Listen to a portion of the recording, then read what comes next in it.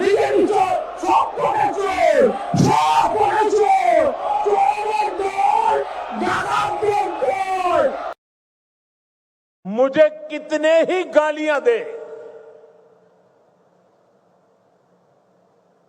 मैं तो भगवान शिव का भक्त हूं, सारा जहर निगल देता हूं। আমি এই ভিডিওটি সোশ্যাল মিডিয়াতে আপলোড করছি একটাই কারণে, যারা স্কুল কলেজের পড়াশোনা শেষ করে কর্মজীবনে প্রবেশ করবেন তাদেরই উদ্দেশ্যে। বর্তমান সমাজ জীবনে কিছু লোক দুর্নীতির স্বাদ এমন পেয়েছে যে তারা দুর্নীতির সাহায্যে রাজা স্টাইলে জীবনযাপন করছে। তারা বেআইনি কাজগুলো ধরে রাখার জন্যে একে অন্যের ওপর যুক্তিসঙ্গত বা অযৌক্তিকভাবে দোষারোপ, পাল্টা দোষারোপ করছে।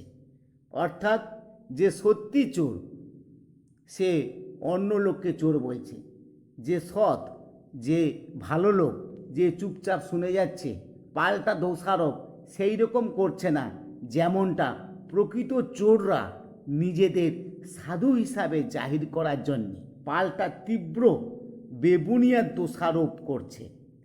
এর ফলে অনেকেই বিভ্রান্ত হচ্ছেন। প্রকৃত চোরকে, প্রকৃত চোরকে, প্রকৃত চোরকে আপনাকেই বেছে নিতে হবে আপনার অভিজ্ঞতা দিয়ে। কোনো বদমাস শয়তান লোকের কথা শুনে সৎ ভালো লোককে চোর বলে ধরে নেবেন না। আপনাকে বিচার বিশ্লেষণ করে অভিজ্ঞতা দিয়ে বিচার করতে হবে প্রকৃত চোরকে। শুনুন দুটি পার্টির মধ্যে কেমন তর্ক বিতর্ক চলছে নিজের সততা জাহির করার জন্য।